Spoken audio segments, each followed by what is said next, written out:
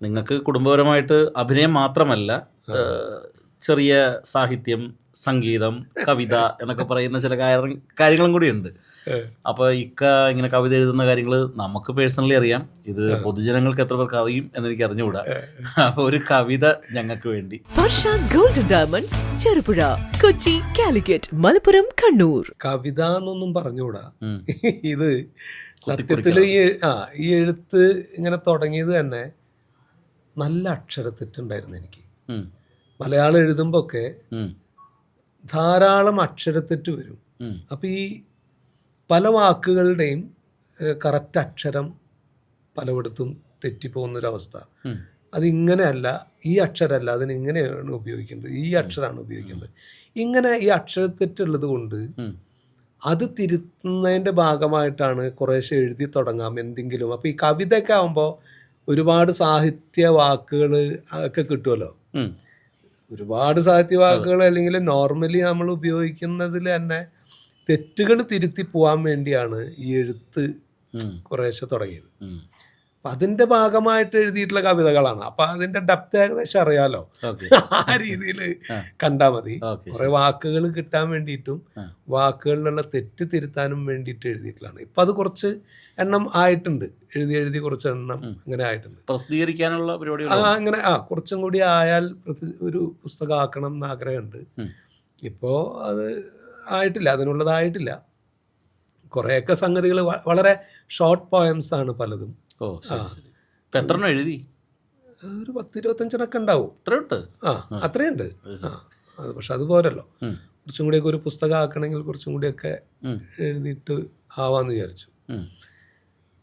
Short poems ഒക്കെ ഒരെണ്ണം ഞാൻ പറയാം, അതിങ്ങനെ ജസ്റ്റ് പറയാം. അതായത്, നിങ്ങൾ തിരയുന്ന കണ്ണുകൾ നിങ്ങൾക്ക് കാണാൻ കഴിയില്ല, അവയുടെ കാഴ്ചകൾ തിരഞ്ഞു പോയിരിക്കുകയാണ്. നമുക്ക് ഓരോരുത്തർക്കും ഓരോ ആഗ്രഹങ്ങളുണ്ട്. നമ്മൾ നമ്മുടെ ആഗ്രഹത്തിനനുസരിച്ച് മറ്റൊരാൾ ആവണമെന്ന് വാശി പിടിക്കുന്നവരാണ് പലവരും. പക്ഷെ അയാൾക്ക് അയാളുടേതായിട്ടുള്ള ആഗ്രഹങ്ങളുണ്ട്. അതിൻ്റെ ഒരു ഷോർട്ട് സാധനമാണ്, നിങ്ങൾ തിരയുന്ന കണ്ണുകൾ നിങ്ങൾക്ക് കാണാൻ കഴിയില്ല, അവയുടെ കാഴ്ചകൾ തിരഞ്ഞു പോയിരിക്കുകയാണ്. പിന്നെ സംഭവാമി എന്ന് പറഞ്ഞിട്ട് ഒരു സംഗതിയുണ്ട്. നമ്മളിൽ തന്നെയുള്ള അഹത്തെ ഒന്നടക്കാൻ വേണ്ടിയിട്ടുള്ള ഒരു സംഗതി. അത് ഇങ്ങനെയാണ്: എന്നെ അറിയില്ലേ,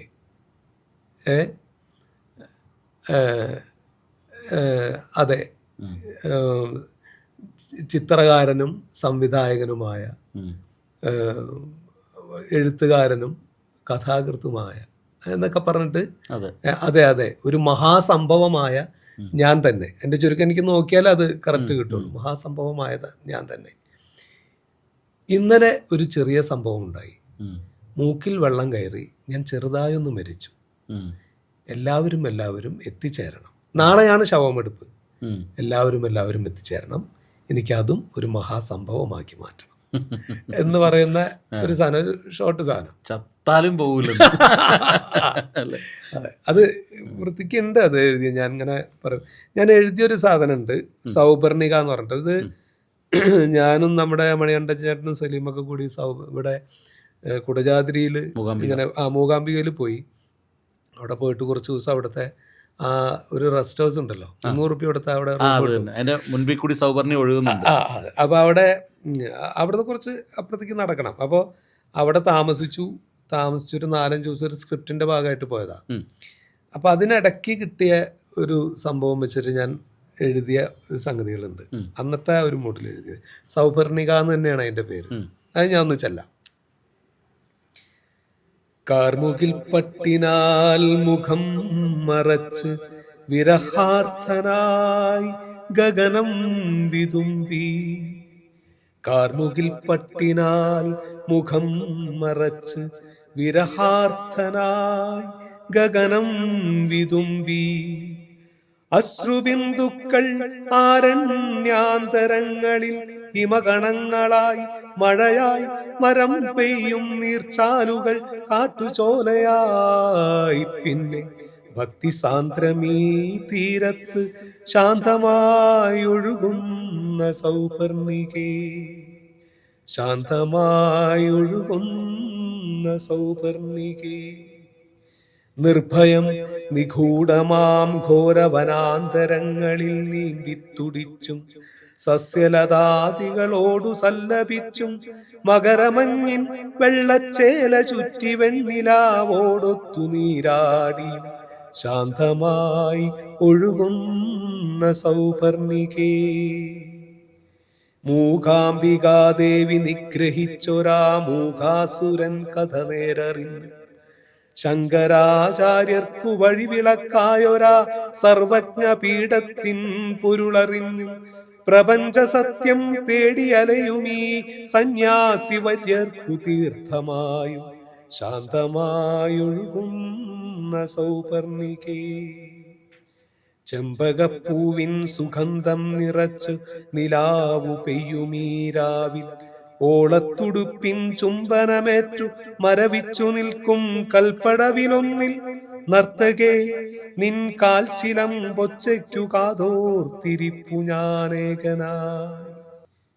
പറയുവാനുണ്ടെനിക്കേറെ ഈ രാവിൽ പറയുവാനാവില്ല പക്ഷെ മറ്റൊരാൾ കേൾക്കേ നെഞ്ചകം വിങ്ങിപ്പറയുമൻ വാക്കുകൾ കഴുകിയൊഴുക്കട്ടെ ഈ കാലപ്രവാഹത്തിൽ. ഇക്കഥ കൂടി നീ ഏറ്റുവാങ്ങുക ഇക്കഥ കൂടി നീ ഏറ്റുവാങ്ങുക ശാന്തനായി മടങ്ങട്ടെ ഇന്നു പുലരുമ്പോൾ പുതിയൊരു സൂര്യനെ കാത്തു ഞാൻ നിൽക്കട്ടെ. ഒരുവൻ തൂവലായി ഞാൻ പാറിപ്പറക്കവേ ശാന്തമായൊഴുകു നീ സൗപർണികേ ശാന്തമായൊഴുകു നീ സൗപർണികേ.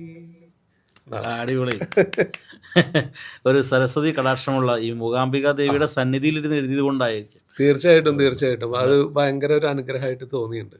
അത് അവിടെ കലാകാരന്മാർക്ക് പ്രത്യേകിച്ചൊരു അതെ അതെ അതെ അതെ ഇത് കിട്ടുന്ന സ്ഥലമാണല്ലോ. ഒരു ഏറ്റവും വലിയ സരസ്വതി കടാക്ഷം അങ്ങനെയൊക്കെ എഴുതാൻ പറ്റിയതായിരിക്കാം. അതെ അതെ ഇതൊക്കെ ഒരു നിമിത്തമാണ്. അപ്പൊ എന്തായാലും ഇതെല്ലാം കൂടി ഒരു കവിത സംഹാരമായിട്ട്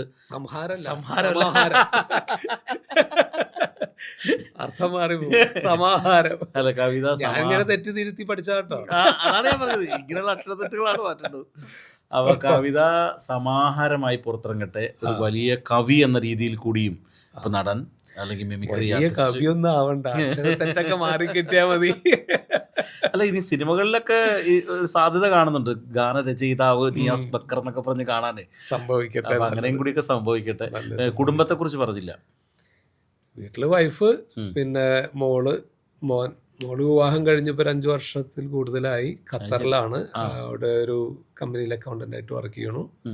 പിന്നെ മോൻ അവിടെ, മരുമകൻ അവിടെ ഹമദ് ഹോസ്പിറ്റല്, അവിടുത്തെ ഗവൺമെന്റ് ഹോസ്പിറ്റൽ ഡയറ്റേഷൻ സെക്ഷനിൽ ഇരിക്കുന്നു. പിന്നെ മകൻ ഇപ്പൊ അവിടെ അവൻ ഹോട്ടൽ മാനേജ്മെന്റ് ആണ് പഠിച്ചിട്ടുള്ളത്. അപ്പോൾ അവിടെ നൈപുണ്യ കോളേജിലായിരുന്നു അങ്കമാലി. അപ്പൊ അവിടെ നിന്ന് ഇന്റേൺഷിപ്പിന്റെ ഭാഗമായിട്ട് കോവളത്ത് ഒരു 4.5 മാസത്തെ ഇതിന് പോയിട്ടുണ്ട്. അവിടെ ലീല ഗ്രൂപ്പിന്റെ ഹോട്ടലില് അവിടെ ഉണ്ട്. വളരെ ചെറുപ്പത്തിൽ വിവാഹിതനായല്ലേ? 25 വയസ്സിൽ വിവാഹം കഴിച്ചു. അല്ല ഇപ്പം ഞാൻ നേരത്തെ ഇത് തുടക്കത്തിലേ പറഞ്ഞതുപോലെ തന്നെ ഞാൻ അന്ന് കാണുമ്പോഴും ഇന്ന് കാണുമ്പോഴും അങ്ങനെ തന്നെയുണ്ട്. അങ്ങനെ തന്നെ ഇരിക്കട്ടെ, കലാരംഗത്ത് വളർച്ച ഉണ്ടാവട്ടെ. അല്ല ഈ ബാഹ്യമായിട്ട് മേക്കപ്പ് ചെയ്ത് നിർത്താലോ നമുക്ക് പ്രശാന്ത. മേക്കപ്പിനൊക്കെ ഒരു പ്രായമൊക്കെ അതേപോലെ തന്നെ ഉണ്ട്. ഓക്കെ, എന്തായാലും വിശേഷങ്ങൾ ഇത്രയും നേരം പങ്കുവെച്ചതിൽ ഒരുപാട് സന്തോഷം.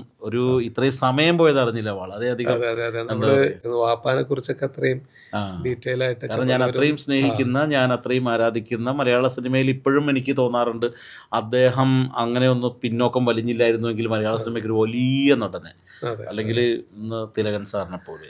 തീർച്ചയായിട്ടും നമുക്കൊന്നും അവരുടെ ഒന്നും ഒപ്പം അല്ല, അവരുടെ ഒരു 50% പോലും എത്താൻ നമുക്ക് പറ്റിയിട്ടില്ല. ഓക്കെ, അബൂബക്കർക്കിടയൊക്കെ ആ ഒരു ഇച്ഛയും ഒക്കെ ഇക്കയിലൂടെയൊക്കെ നിറവേറും. ഇനിയും ഭാവിയിലൊക്കെ ഒരുപാട് സിനിമകൾ പൊന്നാവട്ടെ.